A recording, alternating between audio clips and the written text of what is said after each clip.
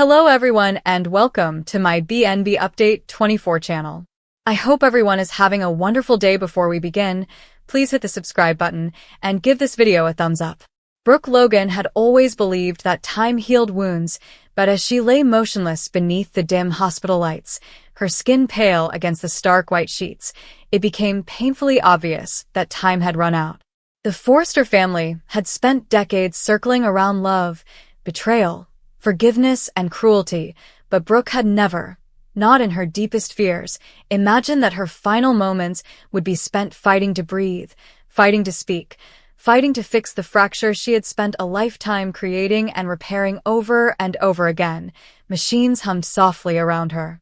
Tubes ran along her hands, her chest rose and fell with a trembling, fragile rhythm that terrified everyone who saw her, and outside her private room labeled high-priority ICU guarded by 2 nurses, Rich Forrester was falling apart in a way Steffi had never seen in her life.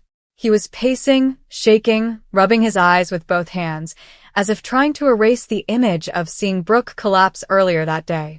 His shirt was wrinkled, his collar undone, his hair wild and messy, like he had been dragging his fingers through it non-stop. "Why didn't she tell me sooner?" Ridge kept muttering, voice cracking each time. Why did she hide this? Why did she? But he couldn't finish. The words turned to strangled gasps. Tears pooled before he could wipe them away, streaking down cheeks that rarely saw wetness, and Steffi, standing a few feet away, felt something inside her twist, not sympathy, not warmth, but a deep cold spreading like poison through her bones, because earlier that night, mere hours before Brooke fainted into Ridge's arms, Steffi had received an envelope, handwritten, personal, sealed with Brooke's elegant curse of writing a letter Brooke meant for her. A letter that Steffi now wished she had never opened.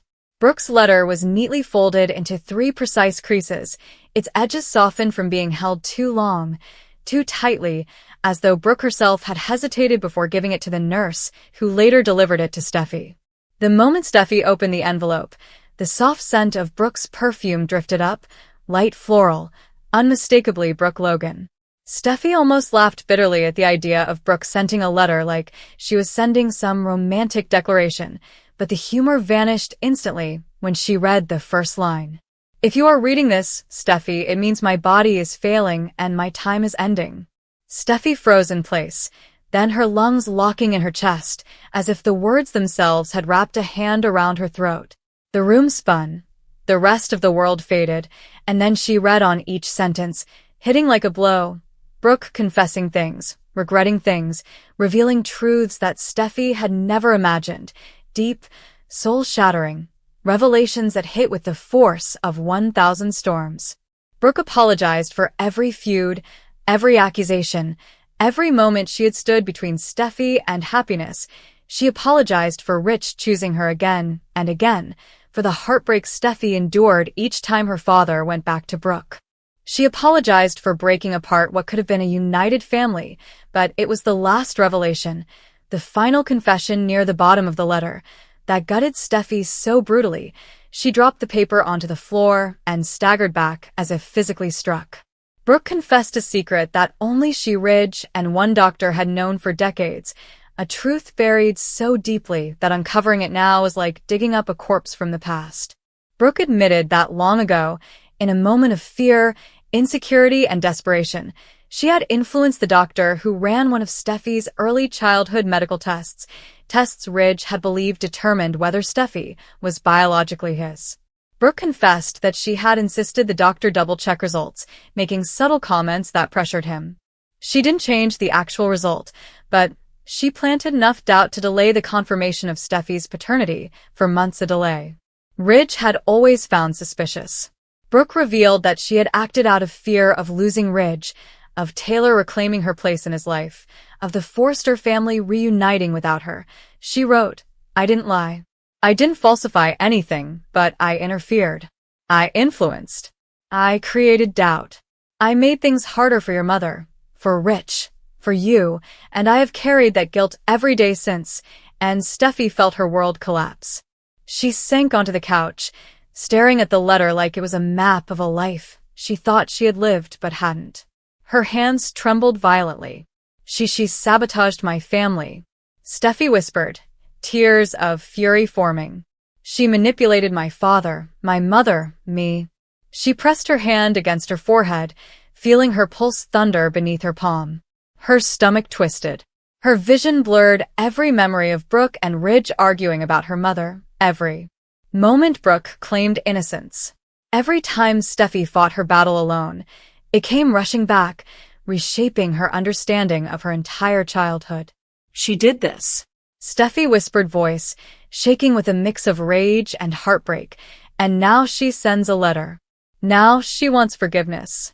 Now when she's dying, Steffi crumpled the letter in her fist, then stopped because the last page held something even worse. Brooke didn't just confess. She begged Steffi to forgive Ridge. He didn't know Brooke wrote. He didn't ask me to do it. He never wanted pain for you or Taylor.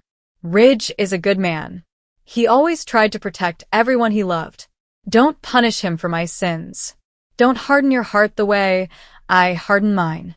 And as Steffi reread those lines, her anger twisted, reshaped, expanded. She wasn't just furious at Brooke, she was furious at Ridge, furious that Brooke's actions had shaped their entire family dynamic, furious that her father, her hero, had built his entire life around tangled loyalty, furious that Brooke had controlled their narrative for decades and now was trying to rewrite it with a deathbed confession, which led to this moment now. Steffi, standing outside Brooke's hospital room, her hands shaking, her heart pounding so hard it felt like it might burst while Ridge, her father, leaned against the door, crying in a way she never thought possible. Nurses whispered, doctors hovered, the machines inside Brooke's room beeped steadily, but each beep felt like a countdown. Ridge finally stopped pacing. His breath shuddered as he ran a trembling hand across the glass window of Brooke's room like he could touch her through it. I can't lose her. He whispered, not like this, not without. He swallowed hard, not without telling her how much she means to me. And Steffi felt her jaw clench, because earlier, before the collapse, she had approached Ridge with the letter in her hand, demanding answers, demanding the truth, demanding he acknowledge the past. But Ridge had been too focused on Brooke's fainting spell, too panicked, too desperate to get her to the hospital. He never saw the fury burning in Steffi's eyes, but now she was standing here holding that letter, its edges now slightly torn from how tightly she gripped it, watching her father fall apart over the woman who had shaped their family's pain. She stepped closer, the letter trembling in her hand. Dad, she said softly, though her voice was tight, controlled, too calm for what she felt inside. Rich, turned, eyes red, face blotchy, expression shattered, and Steffi hesitated for a fraction of a second, because she had never seen her father this way, no anger, no defensiveness, just pure, broken devastation. What is it? Ridge whispered. Steffi looked at him, then at the letter, then at Brooke lying inside the room, the weight of the confession pressed against her chest like a physical burden. She wanted to scream, she wanted to cry, she wanted to throw the letter at Ridge's feet, but instead, she took a deep breath and said, she left something for me. Ridge blinked. What, Brooke? She wrote to you? Steffi nodded stiffly. Is it bad? Ridge asked, voice trembling. Steffi didn't answer. Instead, she slowly extended the letter toward him. Ridge stared at it as though it were a knife. Then after a long agonizing moment, he reached for it with shaking hands. He unfolded it, and his face changed instantly. His eyes widened, then squeezed shut. His jaw quivered. His breath caught. He read Brooke's confession, every word, every sentence, every piece of guilt she had hidden for decades, and Ridge broke. A raw sound tore from his throat, half sob, half gasp. As he staggered backward, pressing his hand to the wall to steady himself, he looked up at Steffi, eyes overflowing with tears. She carried this alone, Ridge whispered, all these years. She never told me. She never. He choked. She thought I'd hate her. She thought I'd see her as the villain. Steffi shook her head, her voice trembling with anger and pain. She affected my whole life, my relationship with you, with Mom, everything she did. That she interfered in something sacred, something that wasn't hers. Ridge closed his eyes. She was scared. He whispered, and I was a child. Steffi snapped, her voice rising. Why did her fear matter more than my family? Ridge swallowed hard because Brooke, she didn't know how to let go of me. She was terrified of losing me, terrified of losing us. That doesn't make it right. Steffi whispered, tears finally sliding down her cheeks. Ridge said brokenly. It doesn't, but she's trying to make it right. She's trying to fix everything before. He didn't finish. Steffi turned her gaze toward Brooke's room. The machines hummed. Brooke lay still, too still. Her skin almost translucent. Does it change anything? Steffi asked quietly. Now that you know. Ridge didn't hesitate. Yes. He whispered, it changes everything. Steffi stiffened, but Ridge wasn't done. He stepped toward the door, placing his hand on the handle, because now I know how much pain she carried, how much guilt, how much she hated herself for hurting you, and I won't let her die thinking I despised her. He opened the door and Steffi watched, heart pounding, as Ridge walked inside, his entire body shaking with emotion. The moment Ridge reached Brooke's bedside, he broke down completely, collapsing into the chair beside her. Taking her frail hand into both of his, he pressed his forehead to their intertwined fingers, sobbing actual, uncontrollable sobs that echoed through the room. Logan, please. Ridge whispered, please stay with me. Please don't go, forgive you. I love you. I should have said it more. I should have known something was wrong. I should never have let you carry this alone. Please, Brooke, please don't leave me like this. Steffi stood in the doorway watching the man she idolized crumble into a shattered version of himself, clinging to the woman who had shaped every tragedy and every miracle in their lives. And in that moment, Steffi realized something devastatingly painful. No matter what Brooke confessed, no matter what Brooke did, no matter how deeply she had affected Steffi's childhood, Ridge's heart would always belong to Brooke Logan. A sob escaped Steffi's throat, but she covered her mouth quickly, as if the sound were a secret. She had no right to release. The truth of Brooke's final letter had destroyed her. It had ripped apart the foundation of her childhood and left her questioning every memory she ever had with her father, but watching Ridge now broke and trembling, praying for Brooke to wake up, Steffi felt something else, a hollow, aching loneliness, because Brooke Logan, even on her deathbed, had taken something from her.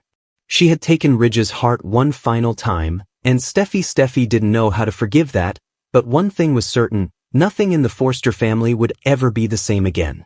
Ridge's body shook violently as he gripped Brooke's frail hand freely down his face, and the sound of his raw, desperate sobs filled the sterile hospital room, bouncing off the walls, echoing through the cold corridors, carrying with it decades of regret, guilt, and unspoken love that had been buried under layers of misunderstanding, betrayal, and unhealed wounds.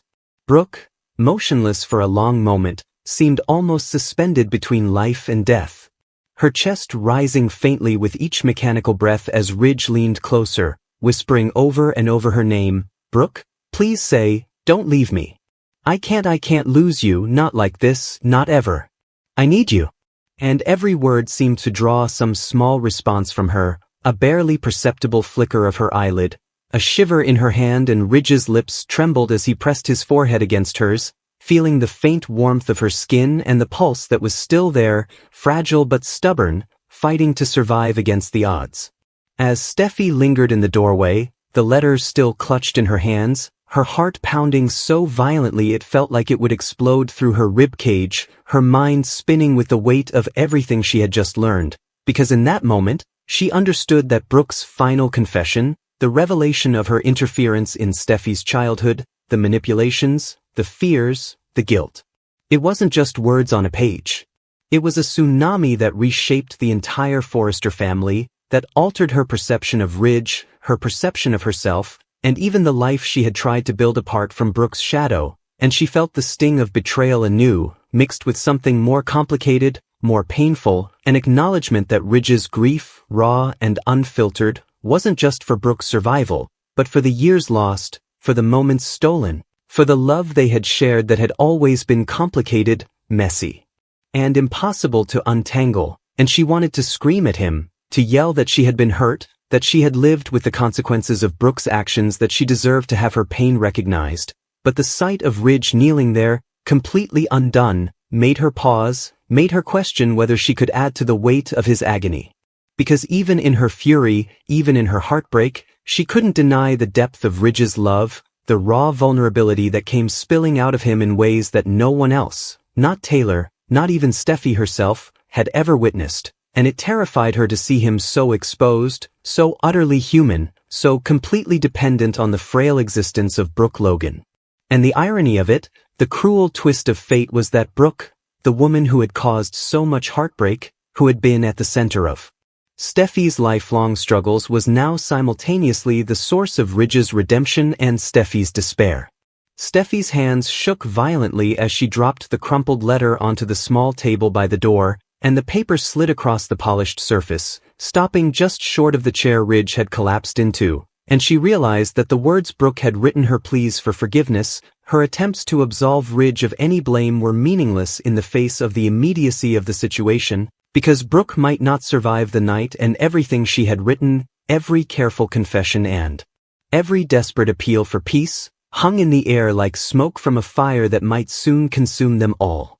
And as Steffi's mind raced, memories surged forward unbidden, childhood birthdays ruined by tension between Ridge and Brooke, the long night she had cried herself to sleep, the moment she had waited for a mother who had seemed absent, preoccupied or consumed with fear of losing her husband. And now in the quiet, antiseptic hospital room, those memories collided with the stark, undeniable reality of Brooke Logan lying before her, fragile, vulnerable, mortal, and Steffi realized that despite the hurt, despite the anger, despite everything Brooke had done, she had to confront the truth.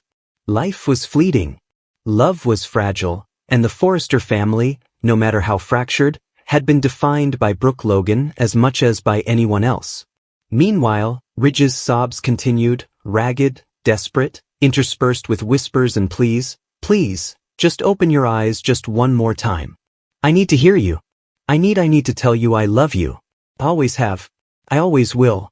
His lips trembled as he kissed her hand, then her wrist, then hesitated before leaning in closer, forehead pressed to her own, as if trying to transfer all the love, all the regret, all the forgiveness, all the memories, into the warmth of her skin, hoping somehow it could breathe life back into her. And Steffi, watching the scene unfold, felt something she hadn't anticipated, a small, painful crack in her armor, a pang of empathy that mixed with the anger and grief, creating a cocktail of emotions so overwhelming she could barely stand. And she realized that the Forrester family, no matter how betrayed, no matter how broken, still existed in this room, still breathed in these moments, still carried on, despite every scandal, every secret, every betrayal that had defined their lives. The beeping of the machines monitoring Brooke's vitals seemed deafening now, each pulse a reminder of how tenuous life could be. And Ridge's voice grew hoarse as he continued to whisper to her,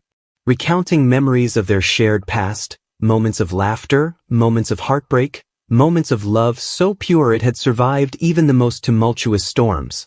Do you remember Paris Ridge and Brooke honeymoon? Remember that night on the balcony? You laughed, and I loved you so much, and even when it was hard, even when I failed you, even when I hurt you, I always loved you. I always will.